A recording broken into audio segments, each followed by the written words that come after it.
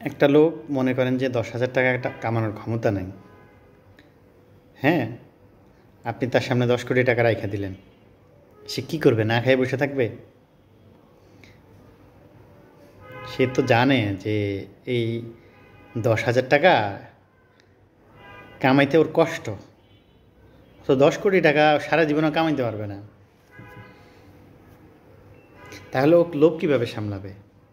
এটাই হলো আমাদের সমস্যা। আমরা মনে করেন যে নেতা বানাই দেয়, এমপি মন্ত্রী বানাই দেই, হ্যাঁ, বা যারা ঘুষ খায় দুর্নীতি করে, তার সামনে তো টাকা আছে ভাই, সে দেখতেছে সামনে টাকা আছে, তো সে কেন খাবে না?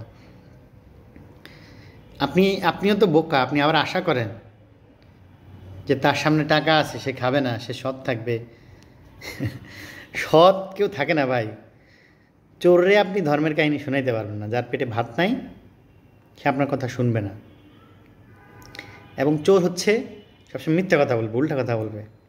ছোটোবেলায় আমি একসময় হোস্টেলে ছিলাম, চুরি হইতো, চোর ধরা খাইতো। তো চোর যখন ধরা খায়, চোরের প্রথম শব্দ কি জানেন? আল্লাহর কসম, আমি কোরআন শরীফ ধরে বলবো যে আমি চুরি করিনি। এটা চোরের ভাষা। তো এটা আমরা বোঝার চেষ্টা করি না। হ্যাঁ, আসলে আপনি দুর্নীতির রাস্তা রেখে দিয়ে, হ্যাঁ, বা একটা লোক তার যোগ্যতাই নাই, হ্যাঁ, কোটি টাকা কামানোর, আপনি তার মন্ত্রী বানায় দিলেন, তাহলে সে তো দুর্নীতি করবেই। এখন আমাদের সবচেয়ে বড় সমস্যাটা হচ্ছে যে আমাদের স্বচ্ছতা নাই, আমাদের জবাবদিহিতা নাই, আমাদের ট্রান্সপারেন্সি নেই। একটু হলে আমাদের সমস্যা। এটা যদি থাকে আপনি দেখবেন সবই ঠিক হয়ে যাবে। আবার আমরা অনেকে বলি যে শিক্ষিত লোক মানে দুর্নীতিবাজ, শিক্ষিতরা দুর্নীতি করে। তো শিক্ষিতরাই দুর্নীতি করবে ভাই, অশিক্ষিতরা করবে না, কারণ সে তো করতে পারবে না দুর্নীতি করতে। শিক্ষিত মানে দুর্নীতিবাজ, এই কথাটাও ভুল। অনেকে বলে এটা যে শিক্ষিতরাই সব দুর্নীতি করে, শিক্ষিতরাই দেশ বেচে। ভাই, অশিক্ষিতরা তো পারে না। আপনি একটা অশিক্ষিত লোককে মন্ত্রী বানাই দেন, সেও ওই কাজই করবে, সে আরও বেশি করবে দেখবেন। অশিক্ষিত হইলে মানুষ এইসব কাজ আরও বেশি করে। আমরা তো অশিক্ষিত, এই জন্যই করি। তা আপনি দেখেন যে বিভিন্ন প্রাইভেট প্রতিষ্ঠান আছে, সেখানে কি অশিক্ষিত লোক থাকে না? শিক্ষিত অশিক্ষিত সবই আছে। সেখানেও তো শিক্ষিতরা চালাইতেছে, ভালো করতেছে এবং ট্রান্সপারেন্ট, দুর্নীতি করতেছে না। সেখানে কীভাবে সম্ভব? সম্ভবটা হচ্ছে সেখানে সেই সুযোগ নেই, সুযোগটা বন্ধ করা। ট্রান্সপারেন্সি আছে, জবাবদিহিতা আছে, জবাব দিতে হয়, মালিককে জবাব দিতে হয়, কী করছো তুমি।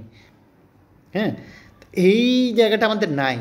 আমাদের সরকারি প্রতিষ্ঠানগুলোতে জবাব নাই, স্বচ্ছতা নেই, যে কোন দিক থেকে কী কাজ কে কী করলো, কারে দিয়ে কীভাবে করলো, হ্যাঁ, কোন দিক থেকে কোন দিকে গেল, এই স্বচ্ছতা নাই, জবাবদিহিতা নাই। তা আপনি আপনার সিস্টেমে স্বচ্ছতা আর জবাবদিহিতা যদি তৈরি করতে না পারেন, আপনি শিক্ষিত মূর্খ এগুলা দিয়ে আপনি পরিবর্তন করতে পারবেন না, দুর্নীতিও কমাইতে পারবেন না, কিছুই করতে পারবেন না। তা আমরা সমস্যা, আমরা সিস্টেম চেঞ্জ করতে চাই না, আমরা খালি দোষ দিতে চাই, ওর দোষ, এর দোষ, ও শিক্ষিত, হ্যাঁ, ও শিক্ষিত দেহে ও চোর, হ্যাঁ, অশিক্ষিত হইলে করতো না, অশিক্ষিতরা মানে কিছু না, সেরকম কিছু না। এই ধরনের চিন্তা খুব অশিক্ষিত। ভাই, শিক্ষিত হইলেই দুর্নীতি বন্ধ অসম্ভব। কারণ কি, আমরা তো মূর্খ, এই জন্য সমস্যা, এই জন্য দুর্নীতি করা সহজ। ভাই, একজন শিক্ষিত লোক আরেকজন শিক্ষিত লোককে ঠকাইতে পারে না, সহজ না, কঠিন। আমি যদি শিক্ষিত হই, আমার কেউ ঠকাইতে পারবে না, ঠকানো কঠিন। মূর্খদেরকেই ঠকানো যায়, মানে আমরা তো মূর্খ, এই জন্য আমাদেরকে ঠকায় বেশি। এটা হইলে আমাদের সমস্যা। শিক্ষিত হইলে সম্ভব না যে দেশে সবাই শিক্ষিত, মানসিকতা ওরকম। আমাদের তো শিক্ষা নেই, আমাদের তো হলো আমরা ওই, আমি তো দেখছি যে ইউনিভার্সিটি, মনে করেন ঢাকা ইউনিভার্সিটি থেকে বের হয়, এমনকি সচিব আমলা হয়, অনেক বড় বড় লোক, তাদেরও কমন সেন্সের যথেষ্ট অভাব, যথেষ্ট অভাব। আমি মাঝে মাঝে চিন্তা করি যে ব্যাংকের পরিচালক হয়েছে সে, বা ডিজি হয়েছে, এজি হয়েছে, সচিব হয়েছে, আমলা হয়েছে, কথাবার্তা মনে করেন প্রাইমারি স্কুলের মানে বাচ্চার চেয়েও মনে করেন, মনে হয় যে ওর কমন সেন্সই নেই।